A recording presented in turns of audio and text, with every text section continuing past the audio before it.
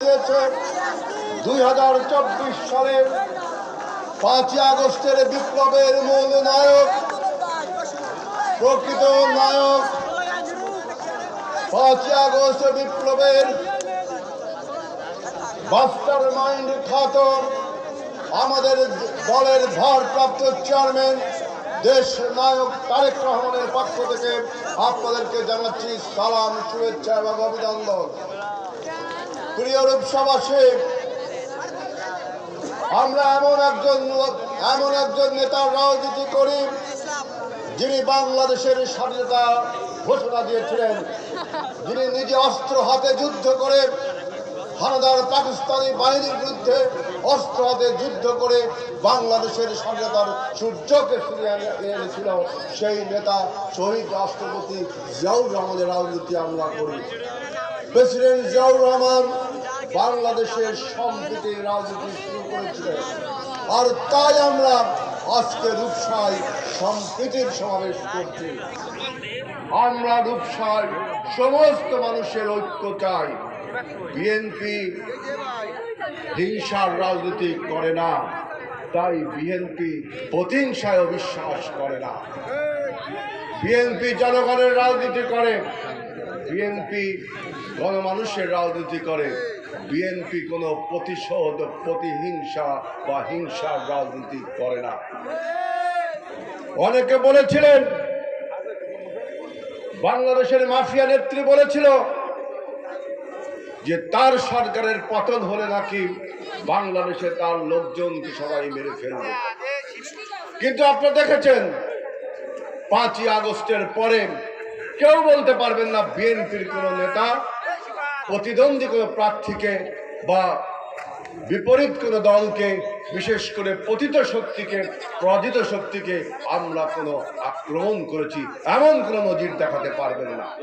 কারণ আমরা সহাবস্থানের রাজনীতিতে বিশ্বাস করি, আমরা সম্প্রীতির রাজনীতিতে বিশ্বাস করি, যেটা আমাদের নেতা দেশ নায়ক তারেক রহমান বারবার উচ্চারণ করেছেন, যে বাংলাদেশকে একটি ঐক্যবদ্ধ জাতিতে পরিণত করবার জন্য। আমাদের নেতা, আমাদের নেত্রী দেশ নেত্রী বেগম খালেদা জিয়া বারবার উচ্চারণ করেছেন যে আমরা প্রতিহিংসার রাজনীতিতে বিশ্বাস করি না, আমরা প্রতিশোধের রাজনীতি বিশ্বাস করি না।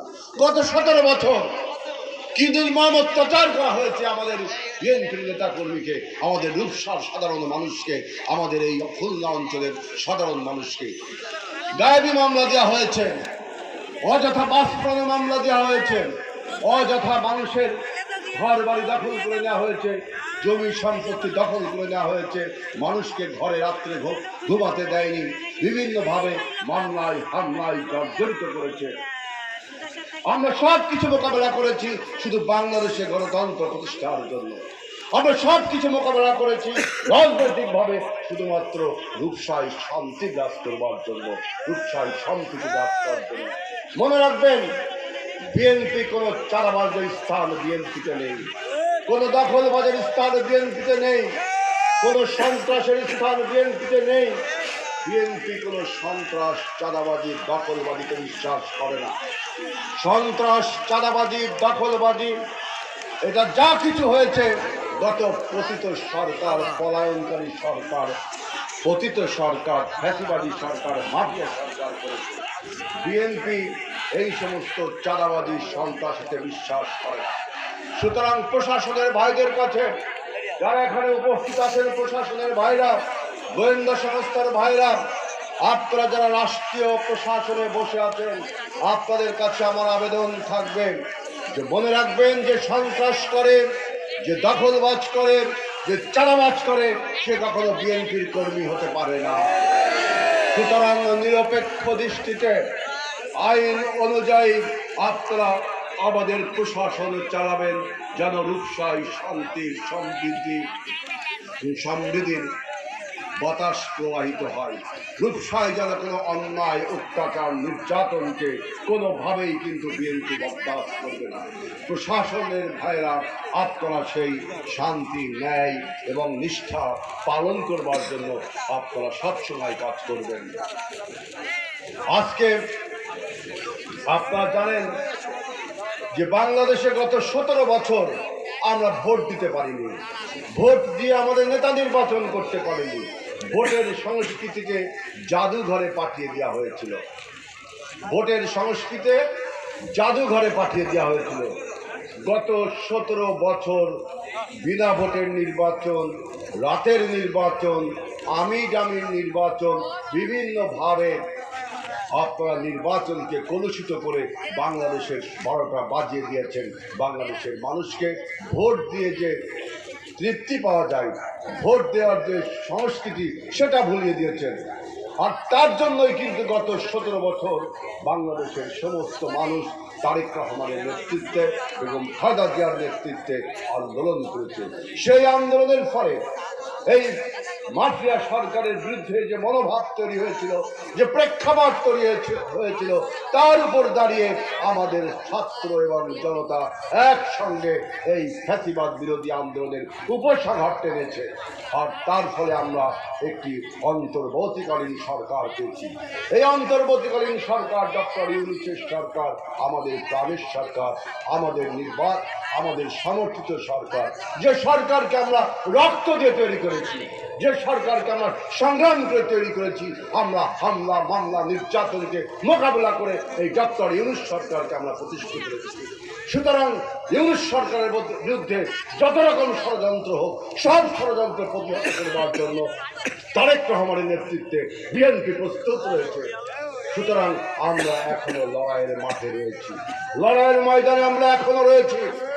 ওত পেতে থাকা কোনো ষড়যন্ত্রকারী কখনোই সাফল্য অর্জন করতে পারবে না, যতক্ষণ তারেক রহমানের নেতৃত্বে বিএনপির নেতারা, শহীদ আদর্শের সৈনিকরা প্রস্তুত রয়েছে ডক্টর ইউনূস সরকারের বিরুদ্ধে সব ষড়যন্ত্রকে মোকাবিলা করবার জন্য। আমাদের জনগণের দাবি, গত 17 বছরের দাবি, তারা যেন সুষ্ঠুভাবে ভোট দিতে পারে, ভোটের মাধ্যমে তাদের নেতা নির্বাচন করতে পারে।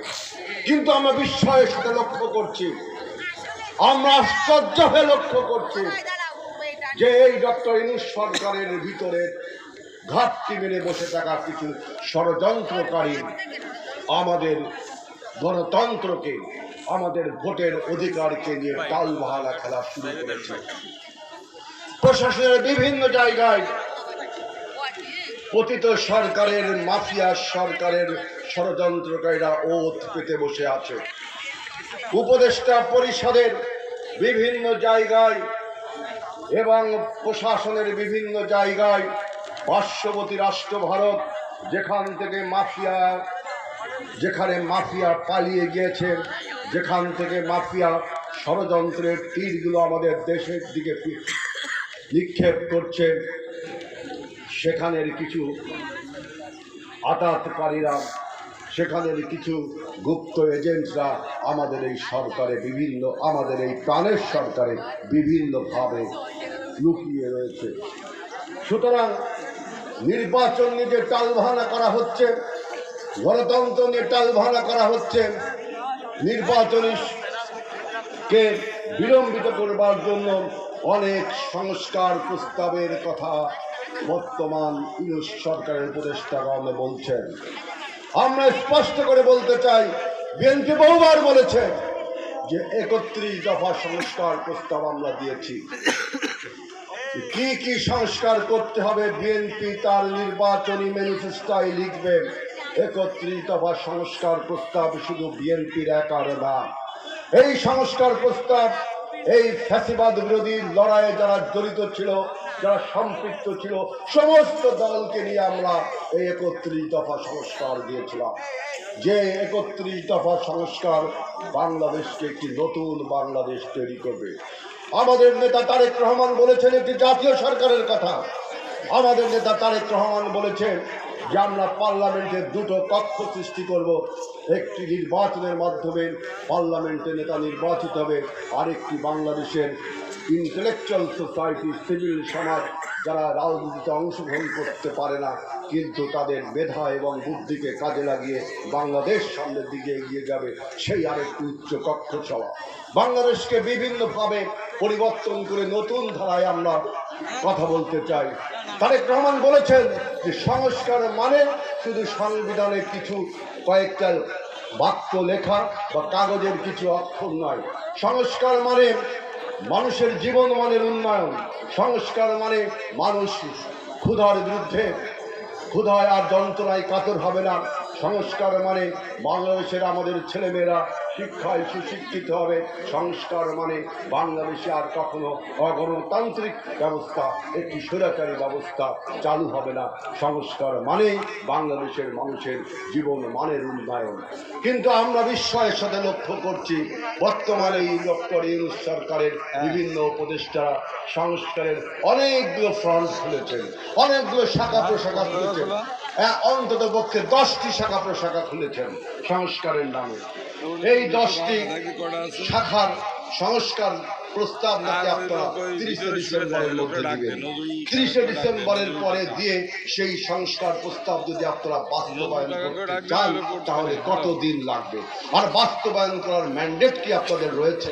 জনগণ কি আপনাদেরকে ম্যান্ডেট দিয়েছে? আপনারা তো জনগণের ম্যান্ডেট দিয়ে ক্ষমতায় আসেননি। সুতরাং আপনারা যে সংস্কার করবেন, যে সংস্কার প্রস্তাব দিবেন, সেই সংস্কার প্রস্তাব রাজনৈতিক দলগুলোর সাথে যদি আলোচনা না করেন, রাজনৈতিক দলগুলোর সাথে ডায়ালগ না করেন, 3 মাস চলে গেছে, প্রায় 100 দিন চলে গেছে, এখনো আমাদের সাথে এই সমস্ত সংস্কার নিয়ে কোনো আলোচনা করেননি। সুতরাং আপনার হানিমুন পিরিয়ড শেষ। আপনার সরকার চালানোর জন্য আপনাকে দেখার মতো যে ব্যবস্থা, সেই সময়ও শেষ। এখন জনগণ আপনার কাছে জানতে চায় নির্বাচনী রোডম্যাপটা কি হবে, নির্বাচন কবে অনুষ্ঠিত হবে, কিভাবে অনুষ্ঠিত হবে, অথবা আপনি কি করতে চান তার একটা পরিষ্কার রোডম্যাপ, তার একটা পরিষ্কার ধারণা জনগণকে দিতে হবে। জনগণ সেটা জানতে চায়। তবে আপনি একটি নির্বাচিত সরকারের কাছে আপনার ক্ষমতা হস্তান্তর করবেন। কারণ যে কাজের দায়িত্ব আপনাকে দেওয়া হয়নি, জনগণ আপনাকে যে কাজের দায়িত্ব দেয়নি, আপনাকে এই সমস্ত সংস্কার প্রস্তাবগুলো আমরা জনগণ দেখেছে। 2007 সালের যখন 1/11 হয়েছিল, যে অভিশপ্ত 1/11, বাংলাদেশের রাজনীতির সবচেয়ে বড় দুষ্টঘাত হলো 2007 সালের 1/11 যে সরকার, ফখরুদ্দিন মঈনুদ্দিন সরকার। এই সরকারও বারবার সংস্কার করে 2 বছর ক্ষমতায় থেকেও বাংলাদেশকে 12টা বাজিয়ে একটি 17 বছর